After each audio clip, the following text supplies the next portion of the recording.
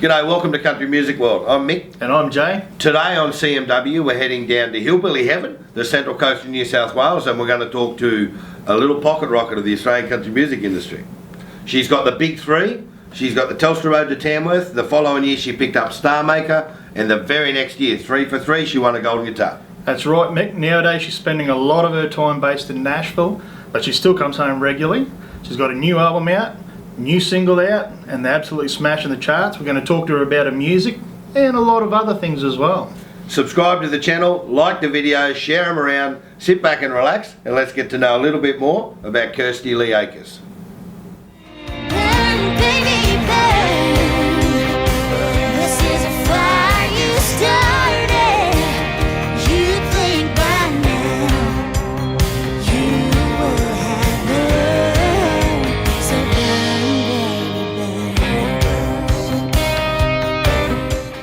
So we're going to cut across to Kirsty, who'll be sitting somewhere at home, I think. Have we got you online there, Kirsty? Hey, Kirsty. We have. Hey, guys. How you going, mate? Welcome to Country Music World. Thanks for having me. It's a pleasure to have us. Thanks for taking some time out of your day. Pleasure for having us. Did you hear that? It is a pleasure. It's a pleasure for you to have us. You know. So, Kirsty, let's just get to know a little bit about yourself here, mate. What originally got you into country music in the first place? Well, I grew up around country music my whole life. You already know Mick because you've known me a long time. You know my mum and my family. So my mum and my nan and all my aunties, they all sang country music, and I just thought everybody's family were country music singers. I didn't really realise till I got to school and realised that, you know, we were a bit different to everybody else. So I was very lucky that Mum and Dad had great taste in music, and yeah, we'd travel around me most weekends all around Australia to different competitions, and yeah, I've just been doing it my whole life. It's all I've ever known, basically. Kirsty, let's talk about your new music. So you've got a new single out, which is doing great things for you at the moment. It is. It's just debuted on CMC. It is. Do the chart It is straight really away? well, yes. So the latest single's called I Will, so it just came out a couple of weeks ago. And yeah, as you said, it's just debuted at number 15 on the Country Music Channel charts. It was also country pick, which was really exciting. So that's my third country pick this year in a row. So I must be doing something right there. I don't know. But yeah, so it was really exciting to see how well it's gone, and the video clip's gone crazy off the chart. Everyone's been viewing it. I think it's just because it's a story that a lot of people can relate to. I wrote the song all about my husband, Jesse, and just, you know, our love story, I guess you could say. We're high school sweethearts, and we actually had my real life grandparents play the older version of myself and him in the video clip, so I think a lot of people can just really relate to that, and it's nice to see all the comments in the video clip and see how, you know, different stories that people have got about their loved ones, or even loved ones that have passed away, which is a bit sad, but it's good, you know, that they've got a song like that they can relate to. Yeah, I think it's always the trademark of a great country song is you can see your life in the song, so and it nails it. It's really good. Oh, thank you. There's that clip that you're talking about. It's had like 150,000 views. It has. It's gone crazy. I remember thinking, oh, I'd love if it got 20,000 views, and we got 20,000 in the first hour, and I was like, oh my gosh. So yeah, it's blown me away, and it's actually the great thing about Facebook is when you post a video, you can log in and it will tell you like where people are viewing your videos from. So it's amazing to see how many new fans I've actually gotten over to Facebook from this video clip. A lot from America especially have been liking and commenting and actually come over and liked my page. I think the day that we put the video clip up, I had 600 new likes on Facebook, which is just... Wow. That's incredible. It's crazy the effect social media can have. So we're very lucky we've got it in this day and age, I guess. It's a pretty powerful tool. Now, we're talking about America there. Now, you're about to hop on an aeroplane pretty soon. I am. And tell us what's going on with you. Yeah, so Nashville's always been kind of a second home to me for the past 10 years. I went to America Nashville for the very first time back in 2006, and I've been travelling back and forth ever since. And it wasn't until about 3 years ago that I actually got a place over there and set up a bit of a home base and decided to split my time between here and Australia equally. But I haven't actually been back for the past 12 months because I've been so busy here in Australia with the new album. So it's going to be great to get back. I'm going to be over there playing at the Americana Festival and just doing a bunch of songwriting, as much songwriting as I can, because there's so many writers there in town that when I'm there I just make sure every day I'm writing with someone, because you might not always walk away with a hit or whatever in that session, but there's just so many songwriters there. I like to take advantage of it when I'm there, because over here in Australia we're so spread out and we don't always get to write with someone different every day. So that's one of the main things I always try and focus on when I'm over there. So I'm going to be doing a lot of that, and hopefully, fingers crossed, get another trip back to Dollywood, because I'm obsessed with Dolly and I always like to get to Dollywood when I'm back over there. So yeah, it'll be a lot of work, but hopefully a little bit of downtime while we're over there. So when you're over just hanging out in the Ville, we're in a Ville here in Townsville, so you're wearing it. This is like Nashville for you, you know. You can just think that big handsome Jay and myself are talking to you from the other Ville. That's right. When you walk down Broadway, what's your place? When you head down to go out on the night, have a look at pull up in a bar, which is the one that you go to first? Yeah, my favourite place, Robert's Western World, and I think it's just because, I grew up on all that traditional country music, and I just love walking in there and knowing I can walk in there and see someone singing the songs of the people that I grew up listening to, like Hank Williams and Loretta Lynn, and there's so much country pop music out these days, which is fine, but I'm more of a fan of traditional country, so that's one of the main venues down on Broadway that sticks to its roots and has those kind of artists playing. Well, I hear the other day that Alan Jackson's just bought a bar in I read that. in Broadway, and he spent a measly $4.6 million on this place. And as it turns out, sorry to cut into your video here, but turns out that it's the most expensive bar ever bought on Broadway. And the cool thing about Alan Jackson buying a place is the music is going to be country 100%. It'll be old school country stuff. He'll have great bands, and it'll be exciting to see that one when it opens, I reckon. Oh, it will be. I can't wait. Kirsty, you've been in the business now for quite a while. What do you think is the highlights so far for you? Yeah, well, I've had a lot of highlights. I don't know if I could particularly pinpoint one and say that's the actual highlight. I've been so lucky throughout my career to have so many amazing things happen. There was a period there where back around 2007, 2006 where I just turned 18 and got my first record deal and all that kind of thing, and everything just started to go on a roll. So I was lucky enough to win the Telstra Road to Discovery, which got me to Nashville. That was a massive highlight for me because I'd never even been on a plane before, let alone to another country. So that was amazing. And then, of course, StarMaker, that really set things off for me. And then the following year was the Golden Guitar. They were all things that I grew up dreaming about, especially the Golden Guitar Awards. I remember being a kid and watching it on TV every year and videotaping it and watching it over and over again and learning the songs that all my favourite artists had sung on the awards. So, yeah, to win one was, a real highlight for me. When you got up and you accepted your gong, what was the feeling? Were you just totally overwhelmed, or were you scared, or were you nervous, or what was that actual moment? I remember being extremely nervous. It was because I also had to sing that night, so there was a lot of nerves. I just wanted to get that performance out of the way, done and out of the way, and then it sort of calmed down a little bit. But it's crazy to think it's been nearly 10 years, but it was a lot of nerves. And when they called out my name, it was just like crazy. But I can't even remember my thank you speech or whatever. I'm sure it went on forever, but there's lots of partying afterwards. It was a great moment. It was a good moment. I remember it. It was good.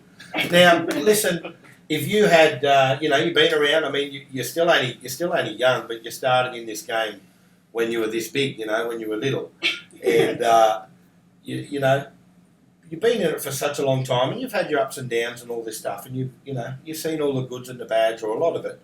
What advice would you give to someone that's just about to start in this industry, or was interested in kind of getting into it? What would be the advice you gave them?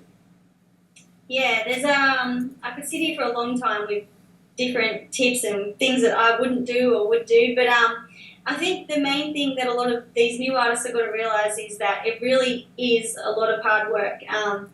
Even when you win a competition, like I've won 2 big competitions in the country music industry. I won StarMaker back in 2007. It's still taken me nearly 10 years now to get a #1 album. So it's not like, oh, I'm going to win a competition and then, the following year I'm going to have a #1 album, then I'm going to be selling out entertainment centres.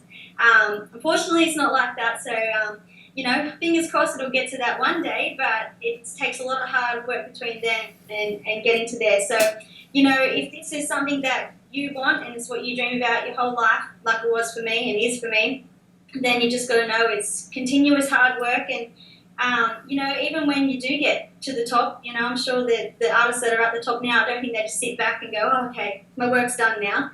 They're always constantly, working hard and expanding their fan base and, just getting their music out there to as many people as possible. Oh, cool. So is it? Is there any more? Is there any other bits of advice? Being the great journalist that me and Mick are. We're into this. We do our homework on our artists and we're interviewing. I was reading some of your lyrics to one of your songs called "How I Get Famous." You know this song, and right? According to Kirsty, it just goes, "I'll just smile and rattle my shakers." Is that how you get famous? I don't know. Those aren't even the original lyrics. So. Are they? Oh. Well, do you want to know what the original lyrics were? What were they? The original lyrics were, I'll just bend over and flash my Uranus. Are you kidding me? No way. No way. Yeah, that's what but we thought the other line sang a little bit better. Yeah, I think it flows a bit nicer. I think, than that second one. yeah, all right. So, I think we'll just move on. Yeah, let's leave that. I think we'll just move on. Wait, did you even one? You could work really hard, or you could just rattle your shakers, I guess. But I like that. Start whatever rattling, floats your boat. I got a fair bit to rattle. I think if I rattle, I'm going to stay rattling for a long time. I don't think I'm going to de-rattle myself. Now, Kirsty, where can we find you? So, you're out and you're about all the time. So, but if people want to tune in more specifically and find out all your movements, where they can get your music, what you got coming up, all this stuff, where do they go? So, a website, which is www.kirstyleeakers.com. You can find all my gigs on there, Instagram feed, all that kind of stuff, or on Facebook. So just Kirsty Lee Akers on Facebook. I'm always posting stuff on there, especially when I head over to Nashville the next few days. I'll be constantly posting updates and little videos. So Facebook, Instagram, Twitter, we're all on there. The website, YouTube, if you want to check out my music videos. So, or just go to Google and type in Kirsty Lee Akers and hopefully nothing bad comes up except my music. Well, we're gonna make sure all your links are below right here so people can just, go straight under the description of this video and find every link that you just said and all the naughty stuff we can find on Google. We'll put under there as well. Now, I've got a question for you on your social media. Do you know how to do Twitter? Are you any good at Twitter? Well, I wouldn't say I'm great at Twitter because I have my Facebook and Twitter linked, so I'm do the cheats way. I don't think you're meant to do that, are you? Does anybody talk to you on Twitter? Not really. No, yeah, isn't he? I know. We're actually trying to find someone. We're making it our mission now to find a country music artist that's successful on Twitter. Well, it's crazy. I actually think Twitter's more popular in America. Whenever I'm over in America, they seem to think that Facebook is like so yesterday and Twitter's the new thing. But over here, we all seem to gravitate towards Facebook rather than Twitter. So I don't know what it is. It's kind of like our language, I guess. We speak the same English with us in America, but yet so many things mean so many different things. So who knows? We're going to make sure all the links, including Twitter, is down below. And everyone should go out and get a copy of I Will. I Will. Great album. And also the album is Burn Baby Burn. Sure is. My wife's been playing it non-stop. She loves it. Well, your wife actually said to me the other day, she texted me because we told her that we were going to interview you, and she said she's my new girl crush. Yeah, Oh, really? Yeah. So, we just thought we'd throw that in to embarrass his wife. Yeah. That's nice to know, because I have a lot of girl crushes, so it's nice to know that I'm actually someone else's girl crush. Who's your girl crush? Who's your number one girl crush? Well, number one. Well, I have a few, so I haven't actually thought about who's number one, but You know, I like Casey Musgraves, Miley Cyrus. Oh, Miley, She's all or crush.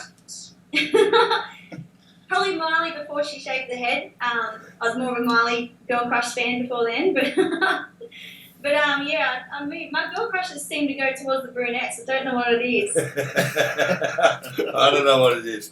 Anyway, Kirsty, look, have a great trip to America. Please keep in touch with us. On behalf of Jay and myself and everyone here at Country Music World, we wish you the best in your future.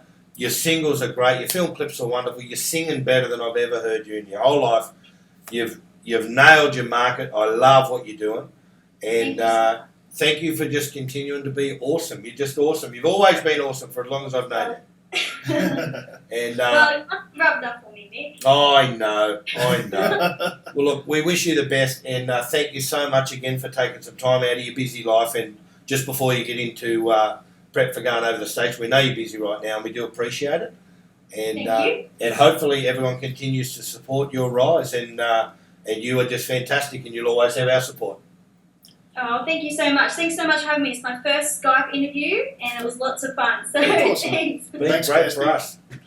Thank you, Kirsty. See you later. Bye. All right, so there you go, Jay. She's fun, isn't she, Kirsty? Mate, she's a ton of fun. Great interview. Yeah, you know, enough credit doesn't go to Jesse, her husband. He's a good boy, and he puts up with her because she's trouble. She's cheeky, you know. Yeah, well, she gave us a mouthful, that's for sure. I particularly like the advice that, you know, I think our version of the advice that she gave, the rattle the shakers. And, I think that's great advice. It'll get you ahead a long way in country music. and this is the reason that she's a star and we're not. Yes. That's just it. Don't listen to our advice, and you listen to Kirsty. Yeah. So we're going to make sure all Kirsty's links are below, so you can get in contact with her and keep an eye on what she's doing, and she's always doing something, Jay. Subscribe to the channel and like the video, share them around. Kirsty, on behalf of Jay and myself and everyone here at Country Music World, we wish you all the best. Go check out Kirsty Lee Akers. Do you love country music? We love country music. Country Music World are giving you and a friend the opportunity to go to the Denny Ute Muster for free. All you have to do is subscribe to our channel, then head on over to Facebook via the link in the description below. When you get to Facebook, you're going to have to like and share the post that's going around there at the moment. And you could be on your way to see Keith Urban, John Williamson, Troy Casadale, James Rain, Shannon Knoll, and heaps more. all thanks to the Denny Ute Muster and And Country Music World.